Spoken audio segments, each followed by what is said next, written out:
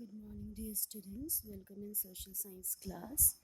Dear students, we are doing chapter 13, that is Delhi Sultanate, and in which we have already done the three dynasties, the slave dynasty, the Khalji dynasty, and the Tughlaq dynasty. And now, today, we are going to do the Lodi dynasty, the last dynasty of this chapter. We can say that its time period was 1451 to 1526 CE. The first leader of Lodi dynasty was Behlol Lodi. His time period starts from 1451 to 1489 CE. He was an able ruler and a competent general. Competent means having potential and capability to do all the things. He did not rule like a sultan, but a feudal lord, Samant. He was not sat on the throne. He was just working like a feudal lord. Feudal lord means just like your zamindars. To please his nobles, to make happy his nobles or the religious leaders in his court, he declared that he was one of among them, and that's why I don't want to sit on the throne. He never sat on the throne, and he suppressed the revolt in Doab. Doab means where two rivers are meeting together. Annexed Jaunpur. Jaunpur is in Bihar, and a number of other states he was controlled by him. And he was a religious person. His rule extended from Punjab and to some parts of Bihar. He was not ruled for a long period of time, but he was just working along with the nobles which was there in his court. He was not live like a ruler, but just like a member of the court. And after that, his son Sikandar Lodi came into the throne, whose time period was 1489 to 1517 CE. It was also not a big period of time, but still it was 20 plus years. We can say that was ruled in India. Sikandar Lodi succeeded his father in 1489 CE. He was generous towards the Muslim. He was very kind towards Muslim and ulemas, those who were the religious leaders, and he helped the poor Muslims and gave money to the poor widows as well, because they were not having any source of income, and that's why he was helping those people, and those poor widows were getting money for the marriage of their daughters. They were helped very nicely by Sikandar Lodi. Sikandar Lodi's religious policy towards the Hindus were very harsh and intolerant. He was also against the Hindus and treating very badly, but on the other hand, for Muslims, he was very nice and kind person. Intolerant as well as harsh policies he was framing towards the Hindus.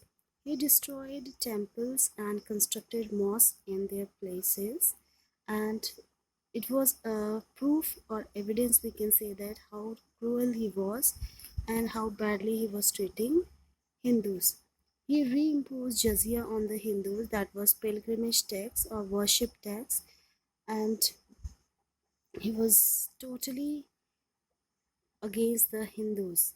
First, he was destroying the temples. On the other hand, he was imposing jizyas if they want to do worship or if they want to go for worship. He founded the new city of Agra in 1506 CE and made his capital and shifted the center of power from Delhi to Agra. He was also like Muhammad bin Tughlaq. He also shifted his capital, and similarly the Sikandar Lodi also shifted his capital from Delhi to Agra, and Muhammad bin Tughlaq has shifted his capital from Delhi to Devgiri. And the next ruler was Ibrahim Lodi, a very famous person. We can say that he started his rule from 1517 to 1526. He is not a very big period of time. He became the Sultan after his father Sikandar Lodi, and he was an intelligent, able, and brave ruler, but had to face many rebellions. He has faced lots of rebellions from the other opponent rulers. He failed to subdue Rana Sanga of Mewar. Subdue means to control or to defeat. He was failed to defeat Rana Sanga of Mewar.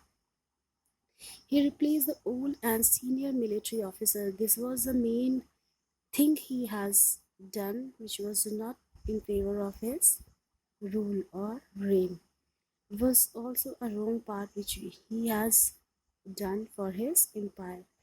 Therefore, he replaced all old and senior military officials. That was experience, we can say that, an experienced group in our court, we can say that totally he was removed with the young and brave officers to strengthen his military power. But whenever we want to do something, or whenever we are uh, achieving something, we require some experienced persons. So this thing he has done wrong, that he removed all the senior officials from his court and administration, and that loss he has to face very badly. This displeased many of the old nobles. Displeased means they were very happy, they were very unhappy with these orders of the Ibrahim Lodi. And on the other hand, what happened? sorry, Daulat Khan, the governor of Punjab, rebelled and invited Babur to attack on Ibrahim Lodi, the ruler of Kabul, to attack India, and Babur invaded India and met Ibrahim Lodi in the Battle of Panipat. You can underline this one, the first Battle of Panipat, the famous in Indian history, we can say that. The Battle of Panipat in 1526, which was fought between Babur and Ibrahim Lodi, in which Ibrahim Lodi was killed in this battle. He was defeated very badly and killed by Babur. And this marked the end of Delhi Sultanate and beginning of Mughal rule in India. And this was the main reason, or one reason we can also say that he has replaced all his senior military officers, because they have such kind of experience how to deal with the other opponent or other invaders who can attack over them, and might be they can support him, but he was totally against of those senior officials, and this thing he has to face later on. And in 1526, Ibrahim Lodi was killed by Babur, and totally we can say that the Delhi Sultanate Empire was ended and the Mughal Empire was started in India. So this was all about the dynasties in